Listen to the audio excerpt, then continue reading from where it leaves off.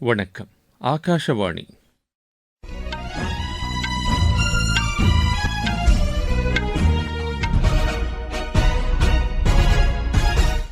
செய்திகள் வாசிப்பவர் கோபாலகிருஷ்ணன். தலைப்புச் செய்திகள். வளர்ச்சியடைந்த இந்தியா என்ற கனவை நனவாக்க அனைவரின் பங்களிப்பும் அவசியம் என்று பிரதமர் திரு நரேந்திர மோடி கேட்டுக் கொண்டுள்ளார்.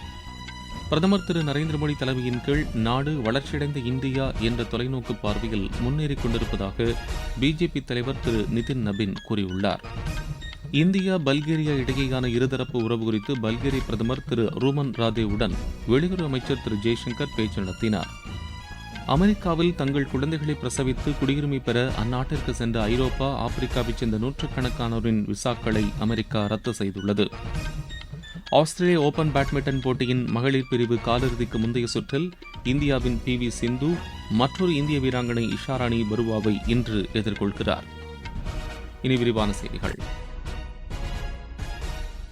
நாட்டின் 140 கோடி மக்களின் விருப்பங்கள் நிச்சயம் நிறைவேற்றப்படும் என்று பிரதமர் திரு நரேந்திர மோடி கூறியுள்ளார். புதுதில்லியில் நேற்று நடைபெற்ற தேசிய ஜனநாயக கூட்டணியின் மாநாட்டில் உரையாற்றிய அவர், இக்கூட்டணி நாட்டின் நம்பிக்கையை என்றும் வலுப்படுத்தியுள்ளதாக தெரிவித்தார். ஒரு அரசு சரியான நோக்கத்துடன் நடைபெறும்போது வளர்ச்சியும் அதிவிரைவாக நடைபெறும் என்பதை நாட்டு மக்கள் முதன்முறையாக கண்டுள்ளதாக அவர் தெரிவித்தார். கடந்த 12 ஆண்டுகளில் 25 கோடிக்கும் மேற்பட்ட மக்கள் வறுமையிலிருந்து விடுபட்டுள்ளதன் மூலம் அரசின் கொள்கைகள் சரியானது என்பது பிரதிபலிப்பதாக அவர் தெரிவித்தார். 2014ஆம் ஆண்டுக்கு முந்தைய 10 ஆண்டுகளில் நிலையற்ற தன்மையால் நாடு பெரும் பாதிப்புக்குள்ளானதாக அவர் கூறினார். தற்போது மக்கள் ஒரு நிலையான அரசின் செயல்பாட்டை கண்டு அதனை பாராட்டுவதாக தெரிவித்தார். தேசிய ஜனநாயக கூட்டணி அரசு மக்களின் வாழ்க்கை தரத்தை மேம்படுத்துதல், புதிய வாய்ப்புகளை உருவாக்குதல் ஆகியவற்றின் மூலம் எதிர்பார்ப்புகளை நிறைவேற்றுவதாக அவர் கூறினார். எரிசக்தி துறை குறித்து குறிப்பிட்ட பிரதமர் 500 ஜிகாவாட் புதுப்பிக்கத்தக்க எரிசக்தி இலக்கை விரைவில் அடைய வேண்டியதன் அவசியத்தை வலியுறுத்தினார். சூரிய சக்தி விரைவாக வளர்ச்சியடைந்து வருவதாகவும் அணுசக்தியிலும் முயற்சிகளை விரைவுபடுத்த வேண்டும் என்றும் அவர் கூறினார். பசுமை ஹைட்ரஜன், பசுமை அமோனியாவில் இந்தியா பெரும் முன்னேற்றம் அடைந்துள்ளதாக அவர் தெரிவித்தார். இது உலகளாவிய பசுமை எரிசக்தி மாற்றத்தில் நாட்டை முன்னோடியாக வைக்கச் செய்யும் என்று அவர் கூறினார். வளர்ச்சியடைந்த இந்தியா என்ற கனவு நாட்டில் உள்ள அனைவரது கனவாகவும் தீர்மானமாகவும் மாறியுள்ளது என்று குறிப்பிட்ட பிரதமர், இந்த கனவை நிறைவேற்றுவதற்காக ஒவ்வொருவரும் ஒவ்வொரு தருணத்தையும் அர்ப்பணிக்க வேண்டும் என்று வலியுறுத்தினார். அரசின் பொருளாதார மற்றும் கட்டமைப்பு சீர்திருத்தங்கள் அரசியல் நிர்பந்தத்தால் அல்லாமல் சித்தாந்தத்தின் அடிப்படையில் ஏற்படும் விளைவு என்று கூறினார். உலகின் முக்கிய நாடுகள் பொருளாதார ரீதியாக இடர்பாடுகளை எதிர்கொண்டிருக்கும் நிலையில் இந்தியா கடந்த நிதியாண்டில் 7.7% வளர்ச்சியை எட்டியதாக தெரிவித்தார். பலவீனமான 5 நாடுகள் பட்டியலிலிருந்து இந்தியா விடுபட்டு தற்போது உலகில் விரைவாக வளரும் பொருளாதார நாடாக மாறியுள்ளதென்று திரு நரேந்திர மோடி தெரிவித்தார். பிரதமர் திரு நரேந்திர மோடி தலைமையின் கீழ் நாடு வளர்ச்சியடைந்த இந்தியா என்ற தொலைநோக்கு பார்வையில் முன்னேறிக் கொண்டிருப்பதாக பிஜேபி தலைவர் திரு நிதின் நபின் கூறியுள்ளார். புதுதில்லியில் நடைபெற்ற தேசிய ஜனநாயக கூட்டணி மாநாட்டில் உரையாற்றிய அவர், தங்கள் கூட்டணி 22 மாநிலங்களில் ஆட்சியில் உள்ளதாக கூறினார். இந்த மாநிலங்கள் மொத்த நிலப்பரப்பில் சுமார் 75% கொண்டுள்ளதாக அவர் தெரிவித்தார். நாட்டில் 10 மாநிலங்களில் பழங்குடியினர் பெரும்பான்மையாக வசிப்பதாகவும் அதில் 7 மாநிலங்களில் பிஜேபியும் தேசிய ஜனநாயக கூட்டணியும் ஆட்சியில் இருப்பதாக அவர் தெரிவித்தார். நாட்டின் வளர்ச்சியில் தங்கள் கூட்டணி கவனம் செலுத்துவதை இந்த சாதனை பிரதிபலிப்பதாக திரு நிதின் நபின் கூறினார். நீண்டகாலம் தொடர்ச்சியாக பணியாற்றி வரும் பிரதமர் என்ற சாதனை படைத்துள்ள பிரதமர் திரு நரேந்திர மோடிக்கு உலகத் தலைவர்கள் பலர் தொடர்ந்து வாழ்த்து தெரிவித்து வருகின்றனர். அமெரிக்க அதிபர் திரு டொனால்டு டிரம்ப் வெளியிட்டுள்ள வாழ்த்துச் செய்தியில், பிரதமர் திரு நரேந்திர மோடி சிறந்தவர் என்றும் வலிமை மிக்க ஞானமுடையவர் என்றும் அவர் கூறியுள்ளார். ரஷ்ய செய்தித் தொடர்பாளர் திரு திமித்ரி பேஸ்கோ கூறியபோது, இருதரப்பு வளர்ச்சிக்கு திரு நரேந்திர மோடி தொடர்ந்து பங்களிப்பார் என்று ரஷ்யா நம்புவதாக தெரிவித்துள்ளார். ஐரோப்பிய ஆணையத் தலைவர் உர்சுலா வோன் டெர் லேன், ஜெர்மனி பிரதமர் ஃபிரெட்ரிக் மெர்ஸ், இஸ்ரேல் பிரதமர் பெஞ்சமின் நேதன்யாகு, கனடா பிரதமர் மார்க் கார்னி, பிரிட்டன் முன்னாள் பிரதமர் ரிஷி சுனக் உள்ளிட்ட தலைவர்களும் வாழ்த்து தெரிவித்துள்ளனர். வாழ்த்து தெரிவித்த அனைத்து உலகத் தலைவர்களுக்கும் பிரதமர் திரு நரேந்திர மோடி நன்றி தெரிவித்துள்ளார். நீங்கள் கேட்டுக்கொண்டிருப்பது ஆகாஷவாணியின் செய்தி அறிக்கை.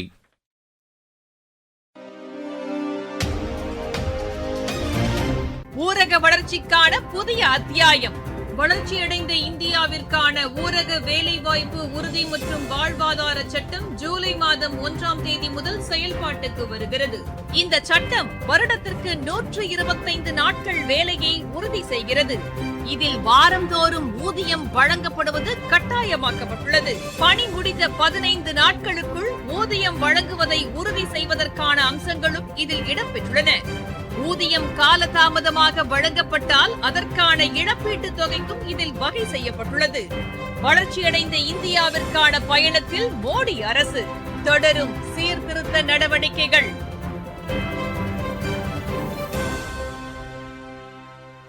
பல்கேரியாவின் சோஃபியா நகரில் அந்நாட்டு பிரதமர் திரு ரூமன் ராதேவை வெளியுறவு அமைச்சர் திரு ஜெய்சங்கர் நேற்று சந்தித்து இருதரப்பு பேச்சு நடத்தினார். இதுகுறித்து சமூக வலைதளத்தில் பதிவிட்டுள்ள அவர், வர்த்தகம் மற்றும் முதலீடு, மருந்து உற்பத்தி, செமிகண்டக்டர், செயற்கை நுண்ணறிவு, விண்வெளி, பாதுகாப்பு, சுற்றுலா, பொழுதுபோக்குத்துறை உள்ளிட்டவற்றில் இரு நாடுகளுக்கு இடையேயான ஒருங்கிணைப்பு குறித்து விவாதித்ததாக அவர் கூறியுள்ளார். தமது பல்கேரிய பயணத்தை முடித்துக் கொண்டு பின்லாந்து சென்றுள்ள திரு ஜெய்சங்கர் இன்று அங்கு நடைபெறும் பல்வேறு நிகழ்ச்சிகளில் பங்கேற்க உள்ளார். மேற்குவங்கத்தில் முதலீடு செய்வது தொடர்பாக இந்திய வர்த்தக சபை பிரதிநிதிகள் மத்திய இணையமைச்சர் டாக்டர் ஜிதேந்திர சிங்கை சந்தித்து பேசினர். அம்மாநிலத்தில் தங்கள் நிறுவனங்கள் மூலம் 1 லட்சம் கோடி ரூபாய்க்கும் மேலான முதலீடுகளை ஈர்ப்பதற்கான பணிகளை மேற்கொண்டு வருவதாக தெரிவித்தனர். மாநிலத்தின் பொருளாதார சாத்தியக்கூறுகள் மீதான நம்பிக்கையின் காரணமாக தொழில்துறையினர் முதலீடு செய்ய விரும்புவதாக அவர்கள் டாக்டர் ஜிதேந்திர சிங்கிடம் கூறினர். இந்தியாவிலிருந்து மாம்பழங்களை இறக்குமதி செய்வதற்கு நேபாள அரசு எந்தவித தடையும் விதிக்கவில்லை என்று மத்திய அரசு தெரிவித்துள்ளது. இது தொடர்பாக ஊடகங்களில் வெளியான செய்திகள் தவறானது என்று மத்திய வேளாண் மற்றும் விவசாயிகள் நல அமைச்சகம் கூறியுள்ளது. இந்தியாவிலிருந்து மாம்பழங்களை தொடர்ந்து இறக்குமதி செய்வதை நேபாள அரசு உறுதி செய்துள்ளதாக தெரிவிக்கப்பட்டுள்ளது. எந்தவித இடையூறுமின்றி நேபாளத்திற்கு மாம்பழம் ஏற்றுமதி செய்யப்பட்டு வருவதாகவும் வேளாண் அமைச்சகம் கூறியுள்ளது. இறக்குமதி செய்யப்படும் மாம்பழங்களின் தன்மை குறித்து நேபாளம் அண்மையில் விதித்துள்ள நிபந்தனைகளின்படி இந்தியா ஏற்றுமதி செய்து வருவதாகவும் மத்திய வேளாண் அமைச்சகம் கூறியுள்ளது. அமெரிக்க ராணுவம் ஈரான் மீது நேற்று மீண்டும் தாக்குதல் நடத்தியுள்ளது. பஹ்ரைன், குவைத், ஜோர்டான் நாடுகளில் உள்ள அமெரிக்க ராணுவத்தினர் மீது ஈரான் தாக்குதல் நடத்தியதை அடுத்து தாங்கள் இந்த நடவடிக்கையை மேற்கொண்டுள்ளதாக அமெரிக்கா கூறியுள்ளது. இதற்கிடையே அமெரிக்காவின் அழுத்தத்திற்கு பணிந்து ஈரான் பேச்சுவார்த்தையில் ஈடுபடாது என்று ஐநாவுக்கான ஈரான் தூதர் தெரிவித்துள்ளார். ஹோர்மோஸ் நீரிணை பகுதியில் அனைத்து வகை கப்பல் போக்குவரத்திற்கும் தடை செய்யப்பட்டுள்ளதாக ஈரான் கூறியுள்ள நிலையில் அதற்கு அமெரிக்கா மறுப்பு தெரிவித்துள்ளது. அமெரிக்காவில் தங்கள் குழந்தைகளை பிரசவித்து குடியுரிமை பெற அந்நாட்டிற்கு சென்ற ஐரோப்பா, ஆப்பிரிக்காவைச் சேர்ந்த நூற்றுக்கணக்கானோரின் விசாக்களை அமெரிக்கா ரத்து செய்துள்ளது. அமெரிக்க குடியுரிமையை சட்டவிரோதமாக பெறுவதை தடுக்கும் நோக்கில் அந்நாடு இந்நடவடிக்கையை எடுத்துள்ளது. ஐரோப்பா, மேற்கு மற்றும் வடக்கு ஆப்பிரிக்காவில் உள்ள சில நிறுவனங்கள் சட்டவிரோதமாக அமெரிக்கா செல்வதற்கு விசாக்களை பெற்றுத்தர உதவுவதை கண்டறிந்து அந்த நிறுவனங்களுக்கு அமெரிக்க அரசு தடை விதித்துள்ளது. இதையடுத்து வடக்கு ஆப்பிரிக்காவில் வழங்கப்பட்ட 100 விசா உரிமைகளை அந்நாட்டில் உள்ள அமெரிக்க தூதரகம் ரத்து செய்துள்ளது. அருணாச்சல பிரதேசம், அஸ்ஸாம், மேகாலயா, ஒடிஷா, சிக்கிம், கேரளா மாநிலங்களின் சில பகுதிகளில் இன்று கனமழை பெய்ய வாய்ப்பிருப்பதாக வானிலை ஆய்வு மையம் தெரிவித்துள்ளது. அந்தமான் நிக்கோபார் தீவுகள், பீகார், ஆந்திர பிரதேசம் மற்றும் கர்நாடகாவின் கடலோரப் பகுதிகளில் மழை பெய்யக்கூடும் என்றும் அம்மையம் கூறியுள்ளது. ஆஸ்திரேலிய ஓபன் பேட்மிண்டன் போட்டியின் மகளிர் பிரிவு காலிறுதிக்கு முந்தைய சுற்றில் இந்தியாவின் PV சிந்து மற்றொரு இந்திய வீராங்கனை இஷாராணி பருவாவை இன்று எதிர்கொள்கிறார். மற்றொரு போட்டியில் தன்வி சர்மா மால்விகா பன்சோதை எதிர்கொள்கிறார். உலகக்கோப்பை கால்பந்து போட்டி இந்திய நேரப்படி இன்று நள்ளிரவு மணி 12:30க்கு தொடங்குகிறது. மெக்சிகோ சிட்டியில் நடைபெறவுள்ள முதல் ஆட்டத்தில் மெக்சிகோ அணி தென்னாப்பிரிக்க அணியை எதிர்கொள்கிறது. மீண்டும் தலைப்புச் செய்திகள். வளர்ச்சியடைந்த இந்தியா என்ற கனவை நனவாக்க அனைவரின் பங்களிப்பும் அவசியம் என்று பிரதமர் திரு நரேந்திர மோடி கேட்டுக் கொண்டுள்ளார். பிரதமர் திரு நரேந்திர மோடி தலைமையின் கீழ் நாடு வளர்ச்சியடைந்த இந்தியா என்ற தொலைநோக்கு பார்வையில் முன்னேறிக் கொண்டிருப்பதாக பிஜேபி தலைவர் திரு நிதின் நபின் கூறியுள்ளார். இந்தியா, பல்கேரியா இடையேயான இருதரப்பு உறவு குறித்து பல்கேரிய பிரதமர் திரு ரூமன் ராதேவுடன் வெளியுறவு அமைச்சர் திரு ஜெய்சங்கர் பேச்சு நடத்தினார். அமெரிக்காவில் தங்கள் குழந்தைகளை பிரசவித்து குடியுரிமை பெற அந்நாட்டிற்கு சென்ற ஐரோப்பா, ஆப்பிரிக்காவைச் சேர்ந்த நூற்றுக்கணக்கானோரின் விசாக்களை அமெரிக்கா ரத்து செய்துள்ளது. ஆஸ்திரேலிய ஓபன் பேட்மிண்டன் போட்டியின் மகளிர் பிரிவு காலிறுதிக்கு முந்தைய சுற்றில் இந்தியாவின் PV சிந்து மற்றொரு இந்திய வீராங்கனை இஷாராணி பருவாவை இன்று எதிர்கொள்கிறார். இத்துடன் இந்த செய்தி அறிக்கை நிறைவு பெறுகிறது.